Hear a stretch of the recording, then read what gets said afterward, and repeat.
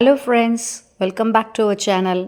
விநாயகர் சதுர்த்தி இல்லையா, அதனால் விநாயகருக்கு ரொம்ப விருப்பமான பட்சணமான கொழுக்கட்டையை பண்ணி வச்சு நீங்கள் சாமி கும்பிடணும் அப்படிங்கிறதுக்காக தான் இன்றைக்கி இந்த வீடியோ போஸ்ட் பண்ணுறோம் ஃப்ரெண்ட்ஸ்.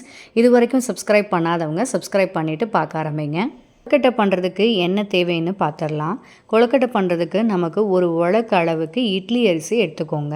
அரிசியை நல்லா ஊற வச்சுடுங்க. 2 மணி நேரத்துலேருந்து 3 மணி நேரம் வரைக்கும் குறைஞ்சது ஊறட்டும். அதுக்கப்புறம் இந்த மாதிரி மிக்சியில் கொரன்னு அரைச்சிக்கோங்க. ஒரு கனமான கடாயை எடுத்து அடுப்பில் வச்சுக்கோங்க. 3 ஸ்பூன் எண்ணெய் ஊற்றிக்கோங்க. எண்ணெய் காஞ்ச உடனே நம்ம தாளிக்கிற சாமானெல்லாம் சேர்த்துடலாம். அதுக்கப்புறம் நம்ம வெங்காயத்தை கொட்டி வதக்கிட்டு தேங்காயும் கொட்டி வதக்கிக்கலாம். இப்போ அரைச்சி வச்சுருந்த மாவை இதில் சேர்த்துக்கணும். நான் மாவு அரைக்கும் போதே உப்பு போட்டுட்டேன். அதனால் ஜஸ்ட்டு மாவை மட்டும் ஆட் பண்ணிக்கிறேன். நீங்கள் மாவுக்கு உப்பு போடலைன்னா இப்போ போட்டுக்கோங்க.